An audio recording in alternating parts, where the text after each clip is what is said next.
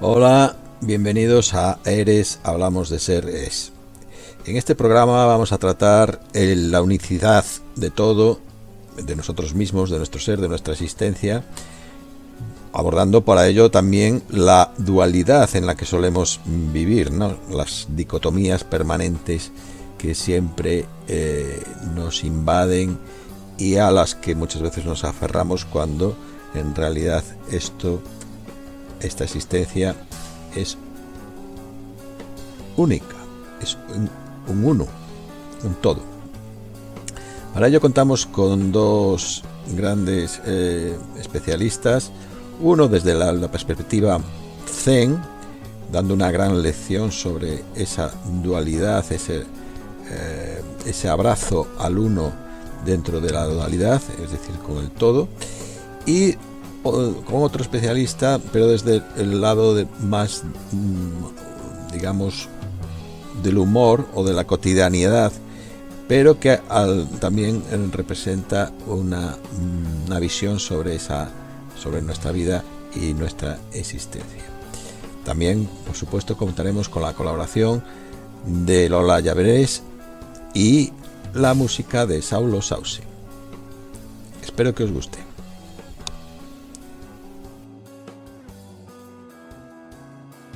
Hoy contamos con la presencia de otra persona especializada o con conocimiento o que lleva una trayectoria significativa sobre este conocimiento sobre el ser y la existencia. Y repitiendo el esquema del programa, empezamos con la pregunta anónima. ¿Quién eres? Yo soy. Te voy a añadir algo. Yo soy todo lo que no soy. Es la más escueta que he escuchado hasta ahora. Soy y lo que no soy, claro. Ahí habíamos, en algún caso decían la nada o la plenitud, ¿no? Pues aquí también es ambas cosas. Es lo mismo. Es lo mismo, sí. Es lo uno, sí. Sí. ¿Y cómo eres? Si yo te hablo de cómo soy o cómo yo percibo que soy, no estaré hablando de mí. Claro. Te estaría hablando de una serie de atributos, de una serie de percepciones, pero en ningún caso estaré hablando de mi esencia, porque hablar de una persona de cómo es implica definirla. Claro. Y nosotros no somos seres finitos. Entonces, si no estamos finitos, no podemos definir. Por lo tanto, no somos un objeto, somos un sujeto. Y a un objeto tú lo puedes definir o describir a través de sus cualidades, a través de sus características, lo puedes pesar, lo puedes medir. En el caso de una persona podrías hablar de su carácter, podrías hablar de su cuerpo, de su color, de su formación, incluso podrías hablar de sus experiencias, de sus obras. Pero un ser no es nada de eso. No estarías hablando del ser. Del ser no puedes hablar. El ser es. Entonces, el decir cómo sería como una definición que no corresponde a quien es. Entonces, yo podría darte muchos datos acerca de, por ejemplo, mi yo psicológico, ¿sí? Entonces te hablaría de algunos patrones de conducta que tengo, de algunas creencias que tengo, de algunas ideas que tengo, fantasías acerca de quién yo soy, pero por suerte, hace ya unos cuantos años, tuve la conciencia de quién yo era, y entonces me di cuenta de que no era todo eso que yo creía ser hasta entonces. Y en ese instante dejé de sufrir un malestar existencial que arrastraba desde muy pequeño. Fue como un momento de liberación de ese, yo te diría, los velos de Maya, dicen en Oriente, ¿no es cierto? Sí. La ilusión del yo. Es instantánea la liberación cuando te das cuenta de quién eres. Puedes darle el nombre que quieras luego, pero si lo reducimos a lo más sencillo que se pueda decir con palabras, sería yo soy todo lo que no soy. Para responderte a cómo soy, te diría que soy como todo lo que es. Claro, es que te iba a decir ¿Verdad? lo que soy o lo que todo lo que es, claro. Exacto. Las Entonces, dos. como todo lo que es, cualquier cosa que tú percibas que es, yo soy. Claro. ¿Mm? Pues ya la siguiente pregunta me la voy a saltar, porque era ya más filosófica o metafísica, como queramos llamarle, el ser es, pero más o menos ya, no sé si quieres añadir algo ahí más. No, para Ya nada, está, para ¿no? nada. Ya me imaginaba. Y con lo cual vamos a la cuarta pregunta de nuestro formulario, cuestionario o nuestro esquema guión del programa, que es en plural. Y somos en plural como, si tienes alguna... Sí, todos somos uno. Ajá, Todos somos uno. Todos formamos parte de lo uno. Entonces, nosotros tenemos una percepción que nos engaña y que me hace ver a mí como algo separado de ti. claro, Pero yo en este momento que estoy en contacto contigo, estoy siendo gracias a que tú eres conmigo. claro, claro, Hace un rato yo estaba atendiendo a una paciente y yo era otro con ella, claro. ¿verdad? Entonces, si nosotros aguzamos nuestra atención, podemos trascender esta mirada dual de nuestra percepción y acceder a lo que se llama el tercer ojo o la visión del corazón. Esto está en Cristo, esto está en la Biblia, todas las tradiciones lo muestran. Ujú. Una visión no dual que nos permite ver que formamos parte de lo uno, ¿sí? Entonces hay un yo que es tú. Fíjate que cuando yo digo yo soy, yo me toco el pecho para señalarme. Pero si tú, que estás en tu casa, me dices yo soy, te tocarás también el pecho tuyo. Y estamos señalando lo mismo en dos pechos diferentes. Entonces hay 8.000 millones de seres humanos que tienen un cuerpo diferente, ¿m? Y que se tocan en el pecho o en el cuerpo para señalar lo mismo. Lo mismo se manifiesta en infinitas formas, pero todo es uno. Ujú. El uno de Plotino, que fue uno de los primeros que manifestó esa unidad, ¿no? Ese todo. Sí, si abrimos un ojo que no divida, si dejamos de mirar con los ojos de la mente para aprehender la realidad lo tiene que dividir todo en dos. Es decir, si yo toco la superficie de la mesa que tengo delante, yo te podré decir, esta mesa es suave, porque la estoy comparando con otra mesa o otra superficie que es rugosa. Pero si yo la comparo con la piel de un bebé recién nacido, te diré, esta mesa es rugosa, es áspera. Claro. Entonces, ¿qué es la mesa?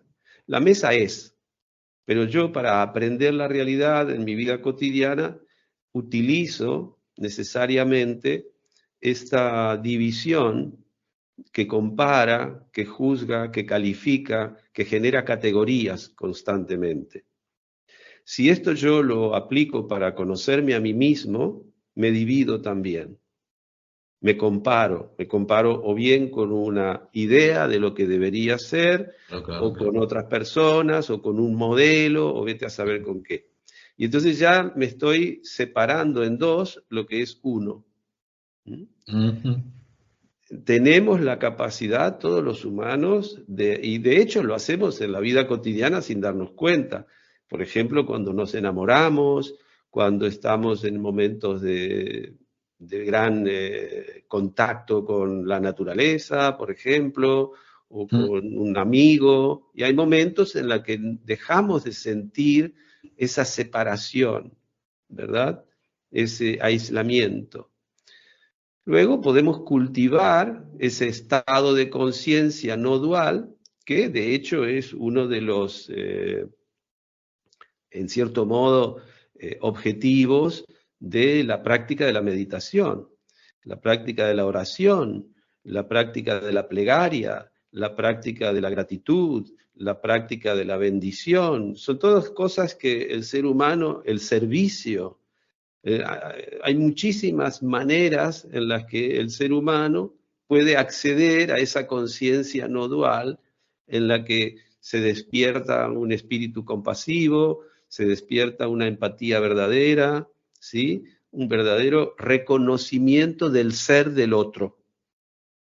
Bien, pues nada, es quizá el momento de presentar ya a nuestro invitado de este programa, Jorge Zettner. Como se habrá notado también ya en su acento, nació en Basavilbaso, en Entre Ríos, Argentina, y a los 17 años se trasladó a la ciudad de La Plata, donde trabajó como periodista en el diario El Día y en emisoras de radio también.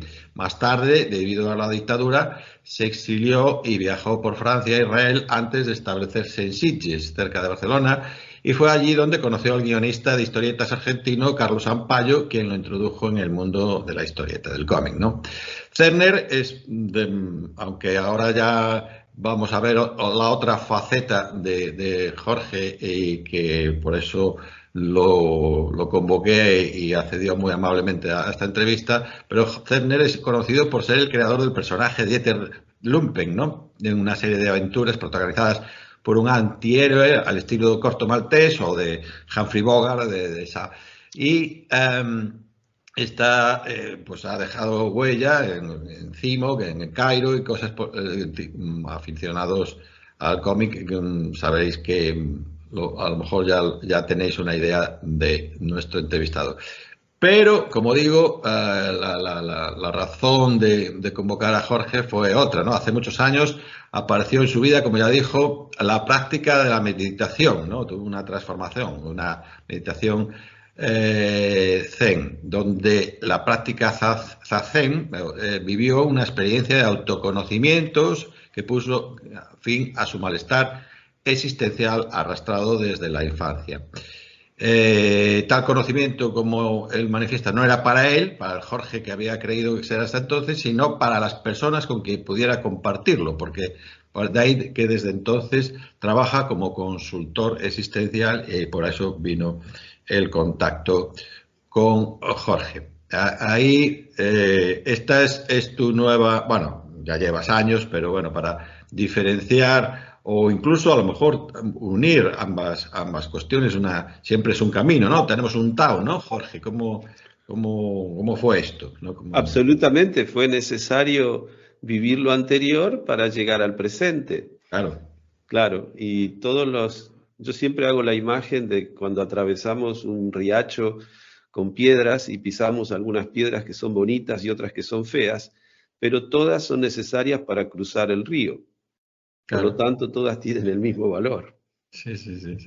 Y estoy muy orgulloso, además, de haber vivido durante tantos años en el mundo de los cómics, donde me ha dado muchísimas gratificaciones por la cantidad de gente que he conocido y por haber podido comunicar con el público en 25 países y trabajado asociado a grandes dibujantes, grandes artistas.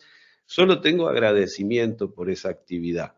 Aparte porque me dio la oportunidad de usar la escritura como una vía de autoconocimiento. No olvidemos que todos esos personajes, incluido Dieter Lumpen, pero incluido también los muchos personajes que Dieter Lumpen fue encontrando en su camino y todas las demás historias que he hecho, porque debo tener como 50 obras publicadas. Sí, que lo comenté. Sí, y muchos libros para niños. Claro, también. Claro, todas son voces mías, es decir, son todas partes de mí que se expresan, ¿sí? Que el arte me ha dado la oportunidad de expresar, igual que alguna novela que he escrito, algunos libros de cuento. El hecho de poder formalizar artísticamente la vida interior es muy sanador, porque uno se quita de dentro todo eso que lleva y lo transforma en algo bello, con lo cual comunica con los demás. Entonces, tiene todo a favor. Si además de eso te da para comer, ya es perfecto. Claro. Sí. Tú comentabas antes lo del tercer ojo que todos tenemos, también comentabas lo de la meditación, comentabas lo de la oración, etcétera. Pero a mí me da la sensación, ya vamos con unos cuantos programas hechos, que todo esto puede sonar, pues ya os lo he comentado a algún entrevistador, que tenemos que ser todos monjes, tenemos que ser todos, o sea, tú comentabas, desde Cristo, pasando pues a Zaratustra o los que sean, ¿no? Todo Buda, por supuesto, etcétera, lo tenemos todo, pero no parece ser tan común, ¿no? No parece ser que sea tan cotidiano que podamos ir por la vida con esa unicidad y no con esa dualidad, o tener que refugiarnos para poder tener esa tranquilidad o esa paz espiritual o esa unión, como comentabas tú, pues tener que irse a una oración, a una meditación. Es decir, mi pregunta, o mi inquietud, ¿no? Porque todo esto está muy bien, todo lo de la práctica. Un entrevistado también en otra ocasión dijo, también si quieres mantenerte en forma tienes que ir al gimnasio, tienes que practicar, y está muy bien dicho, ¿no? Pero ¿cómo integramos, Jorge, esto más en la vida cotidiana? Cómo podemos, llamémosle tercer ojo, llamémosle meditación, llamémoslo oración, pero que sea habitual, que sea consustancial, con natural, que no dependa de una determinada, vamos, quizá habilidad o esto, pues yo qué sé, pues lo mismo que el pianista, oye, pues yo tendría que practicar muchos años de piano para llegar a ser un gran concertista. Pues en esto parece ser que solo son unos cuantos especialistas, unos cuantos iluminados, unos cuantos. A ti te ha pasado una historia, una transformación, una epifanía. Me tiene que pasar una epifanía. Se puede normalizar en el sentido de, para no verlo tan especial, incluso que algunos lo llevan a lo esotérico y traerlo más a lo común, a lo normal. Mira, hay un equívoco muy grande, lamentablemente, respecto a todo esto.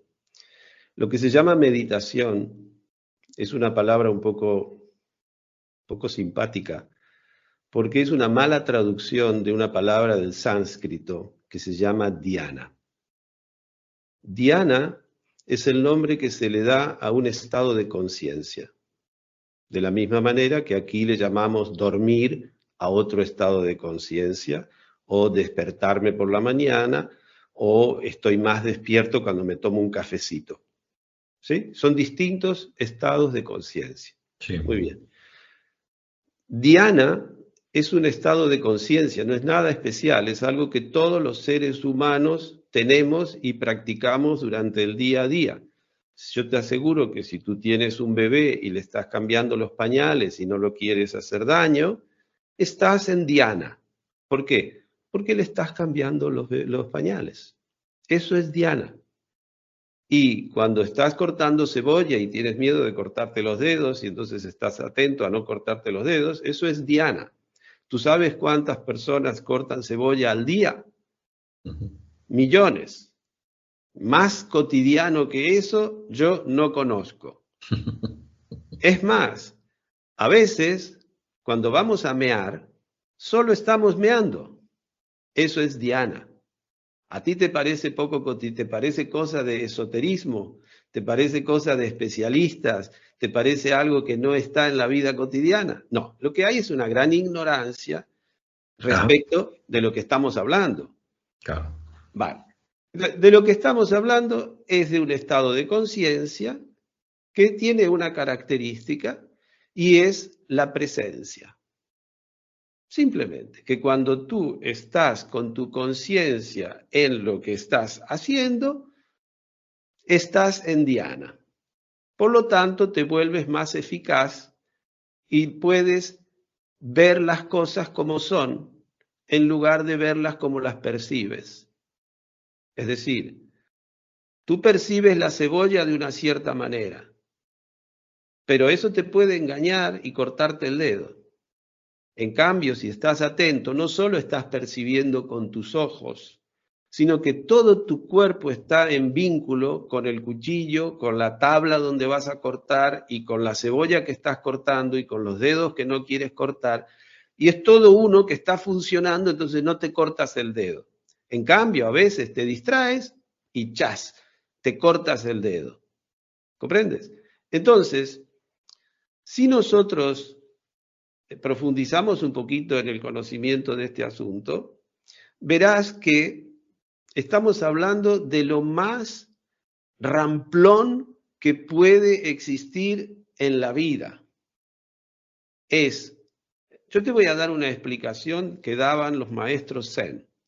¿En qué consiste la meditación? Y él dice, cuando estoy comiendo, cuando estoy cagando. O sea que mira qué cotidiano que es el asunto. Claro. Esto en todas las culturas existe porque es humano, es algo propio de los seres humanos.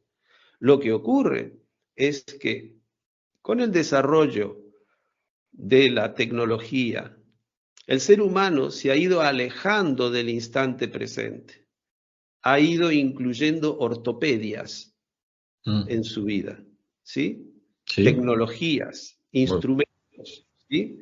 Y se ha ido alejando también de la naturaleza. Uy, madre mía. Vale, entonces, ¿en qué consiste la meditación?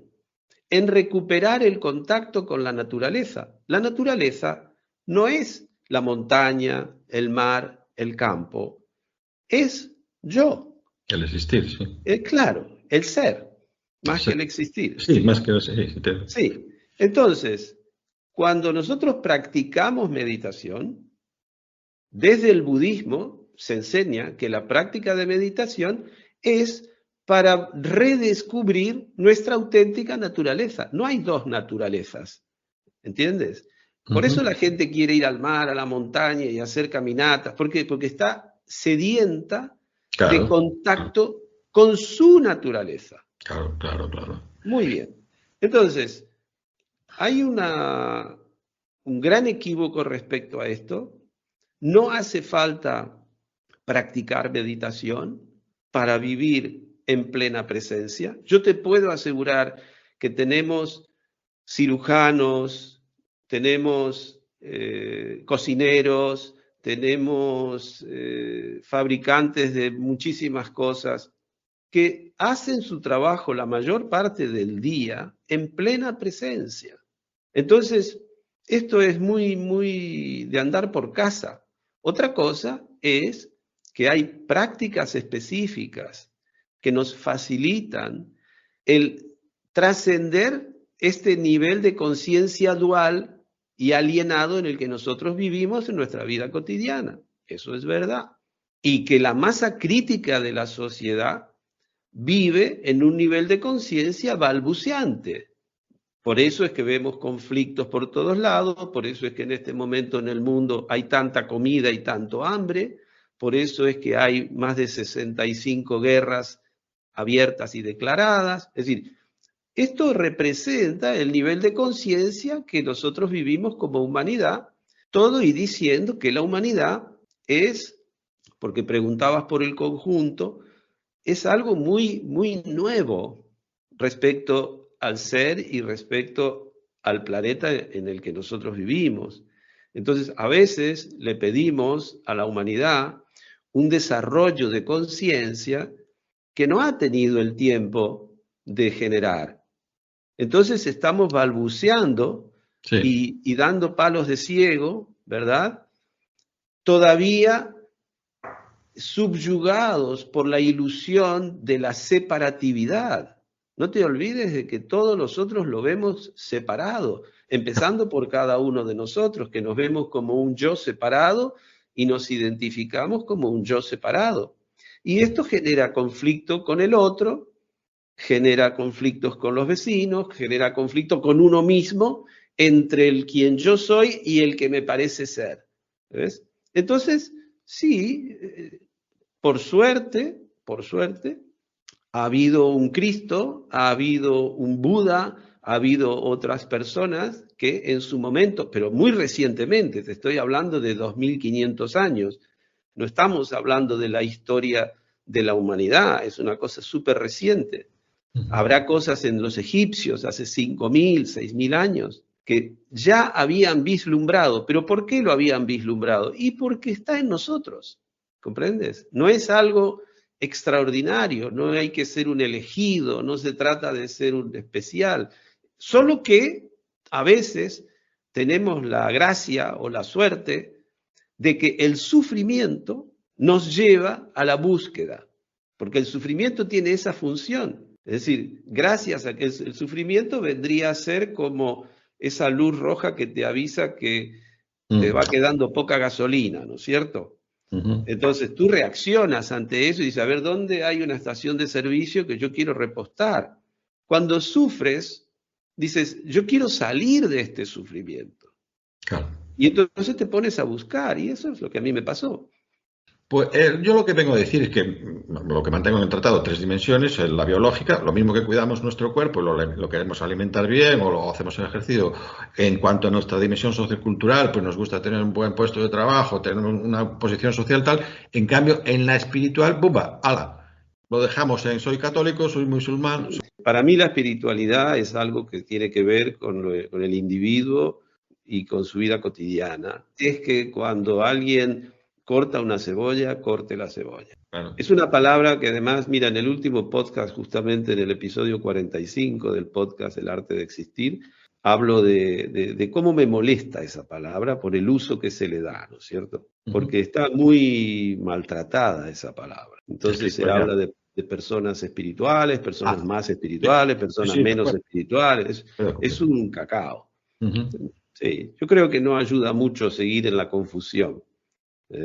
Yo iría más hacia lo sencillo, hacia lo que las personas pueden entender en su vida cotidiana y menos a las teorías. Yo no soy un hombre de teorías porque no soy filósofo, no soy un teórico, no soy un erudito, no he estudiado casi nada de libros.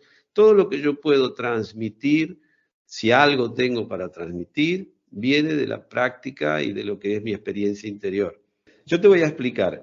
La práctica de la meditación es esencialmente una práctica de aceptación del instante presente tal como es. Entonces, todas esas creencias y esos deseos de que sea de otro modo es lo que tú aprendes a soltar en la meditación. Porque si no, te aseguro que la práctica de meditación es un infierno. Yo te voy a explicar otra cosita más. La práctica de la atención, que eso es meditación, no es la práctica de una atención cualquiera.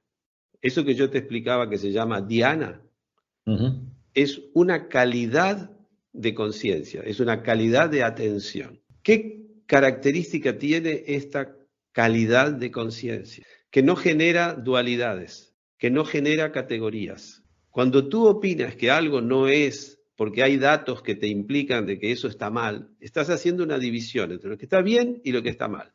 En dhyana no hay tal cosa. No se trasciende la dualidad. Y entonces se abre la conciencia a lo que es. Porque si no, no abres esa mirada del corazón. Esta atención que nosotros entrenamos, que practicamos a través de la meditación, es una atención muy amorosa. No es una atención que enjuicia. Claro. Por eso es que te abre a la compasión. Por eso es que te abre a la visión de que todo es uno. Pero no hay diálogo entre ambas buscando una sola opinión, porque ambas son verdaderas.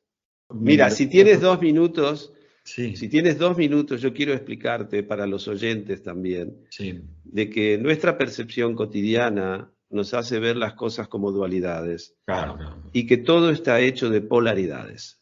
La diferencia es que, por ejemplo, si tú tienes un vaso para agua, el vaso tiene una parte cóncava y una parte convexa.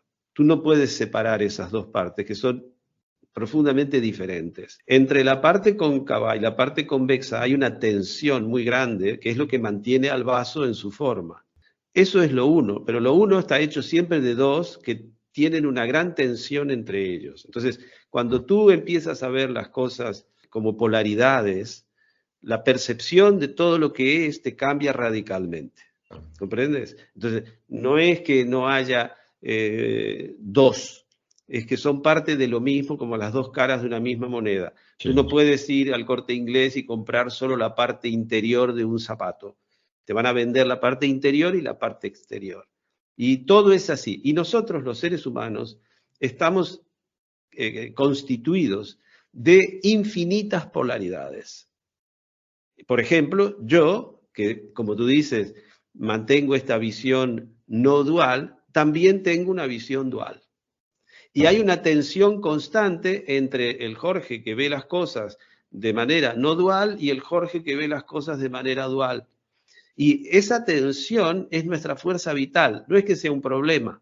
Entonces, cuando lo entiendes así, te funciona un poco diferente la percepción de la realidad y la percepción de ti mismo. Es un elemento importante a señalar. Simplemente por eso quería redondear para que no quede como que yo estoy en una especie de negación de la realidad. No, simplemente que por ahí a veces lo veo distinto y a veces lo veo como todo el mundo. ¿Cómo me doy cuenta cuando lo veo como todo el mundo? Y porque sufro. La señal. La señal. Es la señal que me dice, Jorge, estás meando fuera del tiesto sí. Y te estás olvidando de quién eres. Bueno, pues muchas gracias, Gabriel. Nada, de verdad. Bueno, despedimos a nuestro primer invitado y comenzamos la segunda parte sobre la cultura de nuestro ser y existencia con un gran amigo como es Manuel Guisande, escritor, creativo, periodista y guionista. Y bueno, trabajado como periodista desde en el Correo Gallego, el Semanario de Orzán, el Ideal Gallego y sus últimos 25 años en La Voz de Galicia, donde coincidimos. Es autor de cuentos, es premio de ensayo de comunicación de la Xunta de Galicia, premio Codorniz de Plata de la Academia de Humor, premio Isaac Díaz Pardo de la Asociación Galega de Editores, premio Fernández de Arenas de Literatura de Ensayo 2017. En fin, un bagaje tan cultural y sobre todo centrado en nuestra forma de ser, siempre se acercó y se acerca a lo humano, a lo cotidiano, ¿no? Desde, bueno, su último libro ya así lo dice, ¿no? Se es viejo a los 60, estás de coña, ¿no? Siempre con ese humor, o el blog suyo de Al fondo a la derecha, o otro de sus libros, Relatos de verano para reír todo el año. En fin, toda una pléyade de obra cultural y centrada, repito, en el ser humano, ¿no? Hola Guisande, muchas gracias por tu participación. No, gracias a ti y a tus oyentes. Pues nada, después de este extenso currículum, ¿qué balance harías tú sobre nuestra existencia, sobre el ser humano? Pues mira, yo creo que el ser humano, bueno, tiene diferentes etapas y lo que hay que hacer es vivir cada etapa que corresponde, ¿no? Pues mira, eso me lo dijo la vez mi padre, yo creo que se equivocó, porque me lo dijo con 18 años y claro, si eso te lo dice con más edad es mejor. Entonces me lo dijo y yo creo que ese día ya salí de fiesta, porque tenía 18 años. Pero según la edad que tengas, pues mira, yo pues con 18 años pues te vas de fiesta por ahí, con tus amigos, con tus amigas, y un día pues te ves plantando un rosal y dices, claro, es que el problema no es el rosal, el problema soy yo, que ya tengo cierta edad. Es decir, que en función de cierta edad pues vas haciendo las cosas, y yo personalmente creo que todas las épocas pues son buenas porque también tu mente está en función de esa época. Es decir, con 18 años no te vas a preocupar por pagar el IBI, ¿no? Entonces, pues, en función de la edad vas viviendo, y yo creo que llegado a cierta edad, con 60 y pico años, esa es la mejor época de la vida. Sí, eso es lo que vienes a defender en tu último libro, ¿no? Si es viejo a los 60, estás de coña, ¿no? Ahí reivindicas esa, ¿podemos llamarle tercera edad o cómo? Pues realmente, mira, ocurre que no hay un adjetivo para esa edad, ¿no? Porque de 60, yo calculo que desde 60 hasta los 75 largos, pues sí, tienes unos achaques físicos, pero la juventud los tiene psíquicos, y yo ya no sé qué es peor, ¿sabes? Si los psíquicos son los físicos. Claro, yo casi me quedo con el físico. Sí. Y entonces, mira, cuando tienes 60 y 65 años, pues mira, más o menos tus hijos ya están enfocados, y si te planteas un poco nuestra existencia, pues mira, desde que empiezas a estudiar, pues ya vives agobiado, que si los exámenes, y si apruebas, si no apruebas. Después estás agobiado, si encuentras un trabajo no lo encuentras, el trabajo el 90% no te gusta a la gente, vives un poco amargado. Después te caes casas, después los hijos, y después te divorcias, porque es evidente que te divorcias, porque aquí yo casado no tengo ya ningún amigo. Es decir, todos son problemas y con 65 años, pues bueno, todo eso ya más o menos desaparece. Y yo creo que es la mejor época de la vida. Ya. Sí, de hecho, no me canso de oír y leer testimonios de gente mayor que dicen que mentalmente están como la flor de su existencia, ¿no? Se sienten incluso jóvenes, otra cosa que el cuerpo no acompañe, como tú dices, pero sí que es cierto que cuando esa sabiduría, que es un poco al revés, ¿no? Cuando tenemos el cuerpo sano, pues es lo que decías tú, psíquicamente no nos acompaña o estamos inmaduros, pero cuando estamos maduros, psíquicamente el cuerpo no nos acompaña. Pero te vas a una cosa que, mira, así como yo sé, cuando la revolución industrial antes, pues lo que se valoraba era el ser fuerte, porque no había máquinas, después vino la revolución industrial. Bueno, y entonces ya había máquinas, y entonces ya no se necesitaba gente tan fuerte, porque ya el mueble lo movía una máquina o lo que fuera.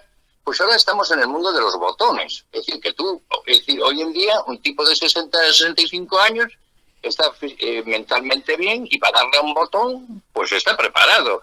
Es decir, mucha gente que se está jubilando ahora de 60, 65 años está totalmente preparada para seguir trabajando. O sea, depende de qué trabajo, obviamente, pero está totalmente preparada. Es decir, pasa que el libro este de Ser viejo a los 60, estás de coña, pues está enfocado un poco primero para los jóvenes, o sea, primero para nosotros, los de 60, 65 años, porque mucha gente no valora lo bien que está, o sea, lo fenomenal que es vivir con 60, 65 años, que sí, que tienes un problema de no sé qué, pero joder, para eso están los médicos y los medicamentos. Y después también para los jóvenes, para que sepan cómo somos, porque yo por ejemplo, a mí me ocurre, y a ti te ocurrirá, que a lo mejor, bueno, tú no que eres un poco más joven que yo, pero vas a hablar con un amigo y te presenta a su hijo que tiene 24 años. Y a lo mejor haces así como una parte con él para comentarle algo y te pone la cara de las batallitas del abuelo. Y dices tú, pero tío, ¿qué batallitas? Si yo de batallitas, nada, que yo también, en eso que todos están pensando, funcionamos también. Sí. Pero bueno, la gente, un poco el libro está enfocado para la gente joven que nos conozca, que no somos tontos, y para la gente mayor que disfrute de este momento y que reivindique lo feliz que está.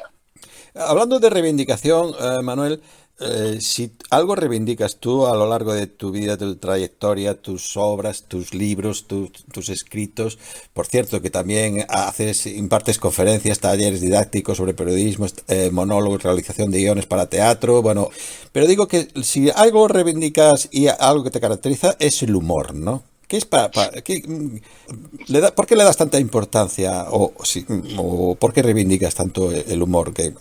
Todo lo que has dicho que hago, la gente entenderá que menos picar en la Nacional 6 lo que quieran, ¿no? O sea, yo un poco como mucho levanto un bolígrafo. Esta es la parte del bagaje cultural, pues traigo personas con un bagaje cultural, con un montón de trabajo hecho, y tú eres un ejemplo, claro. Sí, mira, yo creo que el humor es fundamental en la vida. Pasa que el humor es una actitud ante la vida. Es decir, yo no escribo humor, yo escribo cosas que me hacen gracia y otras que me sigan. Y si les gusta, porque yo no puedo, escribir humor no se puede escribir, porque a ti te gusta un tío que se cae, a otro le gusta un tío que le dan con una tarta, al otro es diferente. Un drama sí, porque hay unas teclas, es decir, la madre que tiene un hijo, que el hijo se pierde, no lo encuentra, al final lo encuentra. Bueno, el drama tiene unas teclas que tocar, el humor no. Pero en la vida todos tenemos problemas. Yo escribo cosas humorísticas, no soy humorista, sino que escribo cosas de humor. Porque, mira, esto es como si tú estás solo y ves una cosa que te hace mucha gracia y estás deseando ver a un amigo para decir, oye tío, mira lo que vi, joder, me pasó esto y vi. Bueno, esa necesidad es lo que me ocurre a mí mismo con una estupidez y digo, joder, quiero que otro participe. Y el humor es una actitud ante la vida. Y tenemos problemas, porque obviamente tienes problemas. Pero, joder, yo creo que hay que ser un poco, es decir, ver un poco, cuando tienes un problema, un poco en la distancia, ¿no? O decir, bueno, hoy es el mal día. O yo muchas veces lo que hago es, por ejemplo, cuando tengo así un día malo, primero digo, bueno, hoy es un mal día. Y después también mentalmente abro el atlas, el mundo, y digo, joder, tío, me estoy agobiando aquí en esta esquinita de Galicia, en esta esquina, venga, a tomar viento. Entonces, relativizar un poco las situaciones Ya. pues es lo que hay que hacer. O sea que hay que tomarse la vida con humor y no tan en serio, Guisando. Pues sí, porque mira, yo por ejemplo veo amigos míos, me ha pasado que te encuentras a un tipo y te dice, ¿a dónde vas? Y lo ves todo acelerado, a pagar el IBI. Y dices tú, joder, tío, pero igual te pega un infarto, nadie murió por no pagar el IBI, nadie fue a la cárcel no pagar el IBI. Oye, pues tranquilízate, que no pasa nada, y si se te pasa el día, se te pasó el día. Que no es el drama del mundo. Es decir, yo creo que la gente se agobia muchas veces con cosas y no hay que agobiarse. Mira, mi madre siempre decía, cierra la puerta que te van a robar. A mí no me robaron en la vida, pero siempre estamos aquí que nos van a robar. Siempre son cosas trágicas que nos van a pasar y al final no ocurren. Y entonces también pasa una cosa, que si tú eres una persona positiva, y si no lo eres, por lo menos rodéate de gente positiva porque te contagia. Ahora, claro, si eres un plasta, no te puedes acercar a nadie porque nadie se acerca a ti. Pero si eres una persona que a lo mejor no eres muy positivo y tal, acércate a gente positiva porque todo se transmite. Es decir, yo, por ejemplo, muchas veces voy al supermercado y a la chica que está allí con tal, le digo, oye, como tienen un letrerito que pone Macarena o Josefa o Luis o qué sea, digo, oye, ¿cómo va el día? Tal. Pues bueno, pues se quedan sorprendidas porque alguien les habla o saludar. Mira, yo vivo aquí ahora mismo en un pueblo esta temporada en Paredes de Nava y aquí la gente se saluda por la calle, aunque no lo conozcas, se saluda. Y bueno, pues esos pequeños detalles te hacen la vida más agradable. La verdad es que eso ya se viene observando, que en las ciudades se ha perdido el contacto, ese aislamiento, y en los medios rurales, que por otro lado tienen mayor control social, hay gente que se escapa de ese control social, pero hay mucha más convivencia, ¿no? Y entonces el balance que haces, porque claro, si hacemos una panorámica general a cómo está la situación en el mundo, Manuel Guisande, que es un bonista, un positivista, un optimista, debemos... El positivista está bien, porque también tengo el RH positivo, sí, mejor eso. Mira, a mí lo que me extraña del mundo es que esta gente que de guerras y de presidentes y tal, pero estos tipos nunca tuvieron 18 años, nunca fueron idealistas. O sea, estos que nacieron ya de presidentes con mala leche, perdona por la expresión, porque a mí me sorprende que se pierda ciertos valores como el ayudar, el que la gente viva feliz. Mira, yo te digo sinceramente, yo estoy deseando que gobiernen las mujeres por una razón. Hasta ahora han gobernado los hombres, y los hombres ha sido un desastre. Y como solamente, digamos, entre comillas, hay dos especies, que son los hombres y las mujeres, pues que gobiernen ellas. Porque yo estoy convencido que ese instinto maternal y tal, pues que no había tantas guerras. De hecho, las mujeres casi siempre gobernaron, hasta la época de los griegos, que las metieron en casa, pero antes... hubo emperadoras en la época de los egipcios, y en la época primitiva las mujeres tenían un papel importantísimo. Es decir, nosotros, o sea, los hombres estamos gobernando solamente, antes gobernaban las mujeres.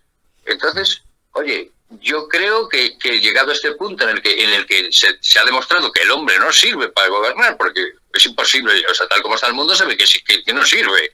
Por lo que van es que lo intente la mujer, a ver qué ocurre. Sí, de una forma parecida, pero siempre he pensado también igual, ¿no? Que a ver si seguro que nos iba mejor con criterios más femeninos. Además, eso se demuestra, ¿no? Que la empatía y el ponerse en el lugar del otro, mientras el enfrentamiento y la agresividad es más característico del hombre, siempre, que somos más primitivos. Mira, de hecho en una familia muere el hombre y no pasa nada, la familia sigue igual, pero fallece la mujer y es un desastre. ¿Por qué? Porque la mujer tiene una capacidad de organización que no tiene el hombre. Y para mí, ¿por qué no tiene esa capacidad? Yo esto lo traslado a la época primitiva, es decir, en la época primitiva la mujer también lo hacía, pero mayoritariamente el hombre salía a cazar y entonces tenía una mirada fija a un punto para ver si veía la pieza que quería cazar, es decir, tenía una visión unidireccional. Mientras la mujer que estaba en la cueva, pues daría tortas con el salvajito de turno, cuidaría a los enfermos, tal, tiene una visión más global. Eso se ha transmitido. Sí, bueno, que conste que, como aquí ya llevamos entrevistados bastantes antropólogos y aparte conozco el tema, que esa diferenciación entre que ellos salían a cazar y ellas no, también se ha corroborado de que no era así. O sea, fue a partir del descubrimiento de la agricultura y el sedentarismo cuando el hombre pues adquiere ese poder por su fuerza para trabajar en la tierra y tal, y la mujer como procreadora de individuos, pero estamos hablando de hace 10.000 años. Antes, hasta en las guerras han descubierto tumbas de guerreras, o sea, hasta en las guerras intervenían las mujeres también. Antes era igual, la comida era igual entre unos y otros. Hace 10.000 años la comida empezó a diferenciarse. Se llevaban las mejores tajadas, las proteínas los hombres, y en cambio las mujeres ya empezaban a llevar los hidratos y comidas peores. Eso fue a raíz de todo el sedentarismo, de surgió el patriarcado, etcétera, etcétera. Pero estoy completamente de acuerdo. Es que eso es lo que nos queda. Es que, o sea, yo no sé si lo harán bien o mal, pero darles la oportunidad de decir, oiga, gobiernen ustedes, porque está demostrado que lo nuestro ha sido un desastre. Sí, no. Y entonces, pues probar. O sea, es que vamos a seguir como estamos, con guerras, matándose unos a otros. Sí, es que yo me imagino que dentro de, no sé, X generaciones, la gente alucinará diciendo, pero es que estos tíos se mataban porque uno pensaba una cosa y el otro pensaba otro, porque uno quería este terreno, dirán, es que estaban taladrados. Sí, que eso no quita que también entre el género, el sexo femenino haya personas maquiavélicas, pero bueno, desde luego. Bueno, sí, yo soy de los que pienso que en situación de extremos son peores las mujeres que los hombres. Sí. En extremos, la mujer buena es buenísima y la mala, por decirlo así sencillamente, es malísima. El hombre es más bien mediocre en todo. Bueno. Hasta para eso. Guisande tiene el humor siempre como referencia y como forma de comunicación. A mí también me gustaría comentar, Manuel, además porque colaboramos juntos, me pidiste una colaboración. Otra faceta tuya es la de hacer biografías, ¿no? De algo que resulta desconocido, pero que es una buena forma de recordar pues a nuestros antepasados de una forma muy muy elocuente. ¿Qué no? Pues sí, las biografías, vamos a ver, yo no me acuerdo qué libro es, porque tengo así varios. Hay un relato en el que digo que toda persona debe de dejar para sus nietos pues algo escrito, como si es una biografía y da juego para la biografía, pues mucho mejor, ¿no? Pero incluso la persona más que cree, porque ese es un tema, cree que no ha hecho nada y no es así, porque yo estuve haciendo entrevistas en Radio Voz a gente totalmente que, digamos, no era conocida y teóricamente no hacía nada, y todo el mundo tiene una cualidad, lo que pasa es que no se valora o no la valora él mismo.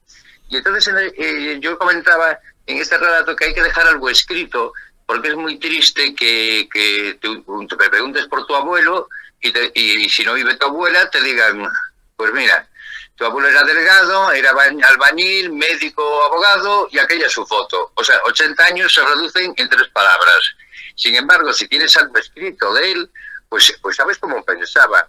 A mí me ocurrió aquí en Paredes de Nava, en Palencia, donde tengo la casa familiar, que mi abuelo colaboraba en el diario Palentino, y un día en casa me encontré 2 artículos de él que me imagino que se olvidaría de enviarlos. Bueno, el caso es que los leí y en uno ponía, recuerdo, decía que mucha gente progre pero no hace nada, y en otro decía que España era muy inculta. Lo decía, había pasado un siglo desde que lo había escrito. Y entonces me acercó mucho más a su persona. Hasta entonces lo único que sabía es que era médico y era delgado y era buena persona. Lo que dicen de toda la gente, muy buena persona. Sobre cómo sería realmente, ¿no? Pero eso me acercó mucho a él, y yo siempre a la gente le digo, mira, hay que dejar algo escrito para los nietos para que el día de mañana sepan cómo eres tú. Y además que no cuesta nada, es como hacer una carta. Sobre el amor, pienso esto, sobre no sé qué, esto, sobre la sociedad, esto, sobre la amistad, esto. Con 4 o 7 pinceladas, pues tu nieto se hace idea y dice, hombre, mira lo que pensaba mi abuelo. Y yo creo que es casi como un deber de dejarlo un poco, de que no quede reducido a una foto y a un esquema de, pues sí, era muy bueno y era muy agradable. joder, pero ¿qué pensaba mi abuelo de la política, de la izquierda o de la derecha? Yo qué sé, de lo que sea. Pues hay que dejar algo escrito. Yo creo que no cuesta tanto y la verdad que yo estoy convencido que los nietos lo agradecerán. Sí, en el caso de la biografía de Arnulfo Velázquez, que tú titulaste Sí. Sufrimiento y Triunfo, a mí me pasaste una carta para que hiciese un análisis psicológico. Sí, es lo mejor del libro, tu análisis. Gracias. Sí. Pero también estuviste entrevistando a los familiares, a los hijos, ¿no? Ahí estuviste. Sí, mira, las biografías tienen una cosa muy curiosa y las entrevistas de radio otra, porque puedes fumar y nadie te entera. Pero tiene una cosa muy curiosa y es que tú no sabes nada de una persona, te van dando datos de esto, de lo otro y al final montas toda la historia de esa persona y no deja de ser curioso porque claro, además esta persona que había fallecido, pues tuve que hablar con los familiares, ¿no? Sí. Y todos los familiares pues te decían, pues hizo esto, hizo lo otro, pues hablabas con otro y no coincidían las fechas, solo coincidían las cosas, ibas encajando todo. Y al final te sientes identificado con esa persona, ¿no? Claro. Es decir, esta biografía era de una persona que era una persona que empezó con una pequeña tierra y después se hizo terrateniente, no un gran terrateniente, pero sí lo suficiente para mantener una familia grande y vivir muy desahogadamente, ¿no? O sea, entonces esta persona, pues, ya te digo, sufrió mucho y educó a sus hijos y tenía un capital. Y entonces estas personas que, digamos, triunfan, entre comillas, porque para mí triunfar es ser buena persona y nada más, y lo material queda un poco aparte, sí, pero bueno, pues es agradable.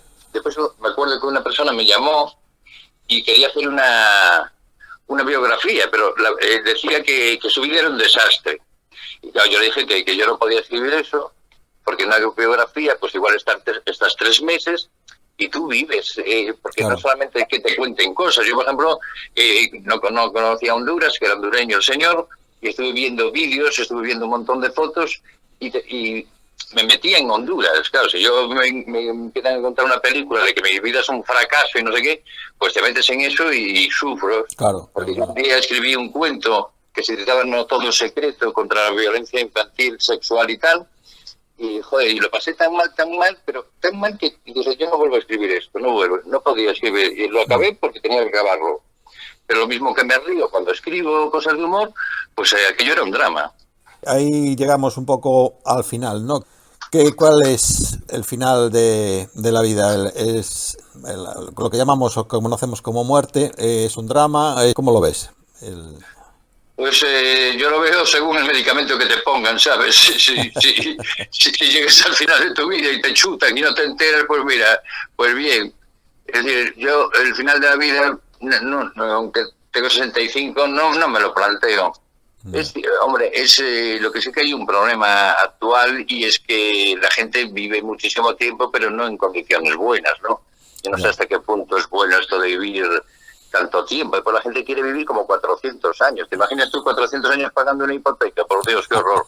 Entonces, pero la gente, no sé qué le pasa, que quiere vivir un montón. Sí, entonces, yo veo que hay una descompensación físico-muerte y más descompensación físico-psíquico, porque te vas a encontrar gente dentro de poco, de 120 años, que yo que sé, que igual juegan a badminton, pero joder, a la pelota le llaman chuleta, porque no se enteran. Sí, hay cierta obsesión, ¿no? con esta prolongación, la búsqueda de la eternidad, ¿no? De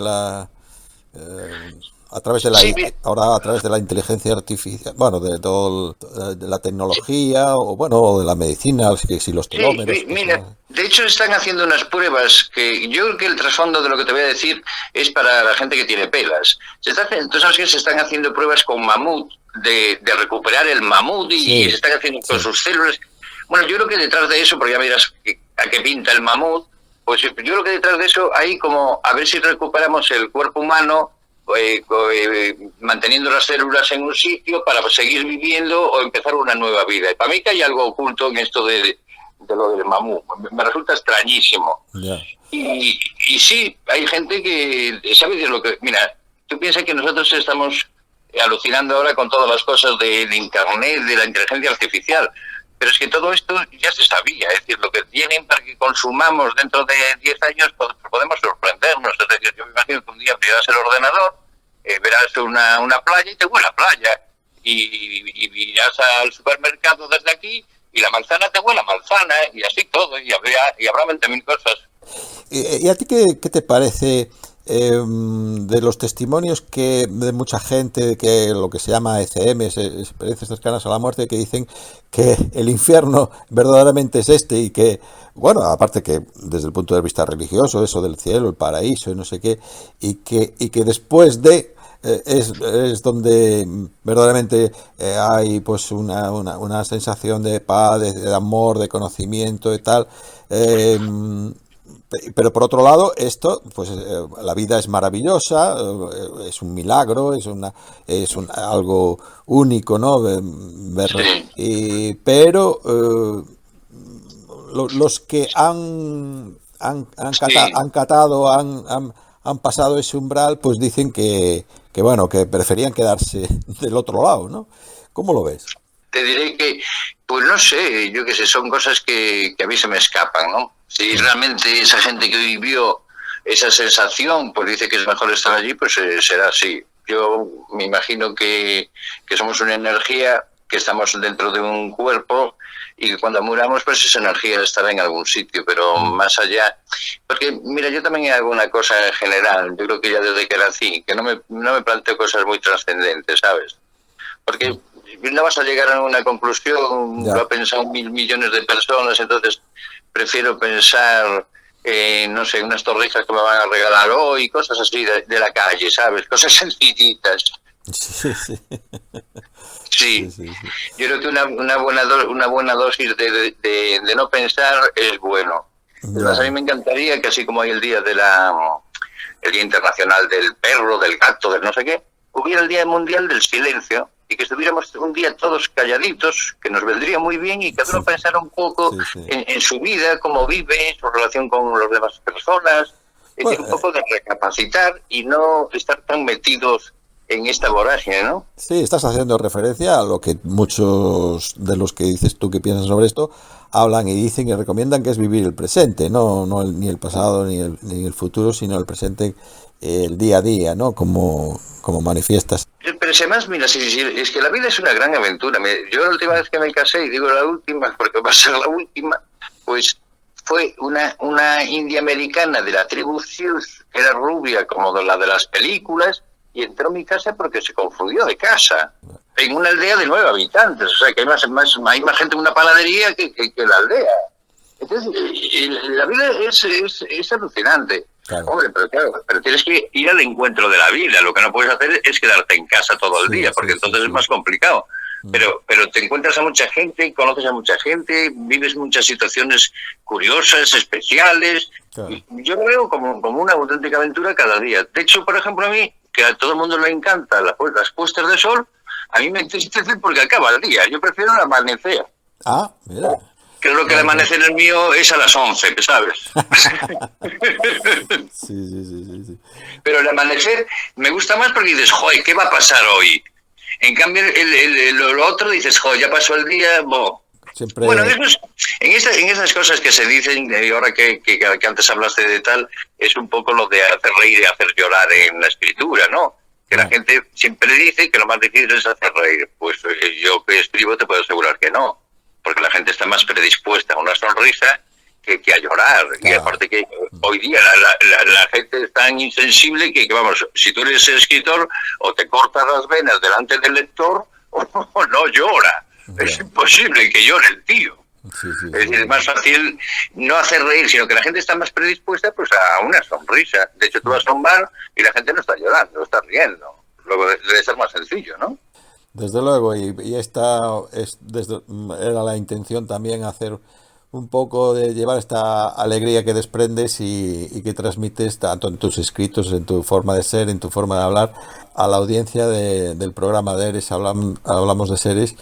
Y nada, para despedirte, sobre todo dándote las gracias por tu colaboración y recordando a la audiencia que a Guisande siempre lo encontraremos al fondo a la derecha, ¿no? Sí, es un blog que le puse el nombre de Al fondo a la derecha porque dije, yo tengo que hacer un nombre que esté relacionado con algo que la gente lo diga. Entonces, cuando vas a una cafetería y preguntas por el servicio, te dicen Al fondo a la derecha. Sí. Y dije yo, pues nada, le voy a poner esto. Pero eso también ha tenido la situación de que amigos míos me dicen, tío, es imposible olvidarte. Cada vez que llevo a alguien al cuarto de baño me acuerdo de ti. Sí. Tengo amigos que están hecho polvos. En fin, Manuel, pues muchísimas gracias, un gran abrazo y que sigas con ese humor tan sano y tan recomendable a todos los efectos existenciales y para nuestro ser, para nuestra forma de ser. Pues gracias a ti y a tu audiencia, que sé que es muy numerosa, y bueno, pues aquí siempre me tendréis para lo que queráis. Cuando queráis entrevistarme de cualquier cosa, pues yo encantado de estar en tu programa. Muy bien, muchas gracias. Pues gracias.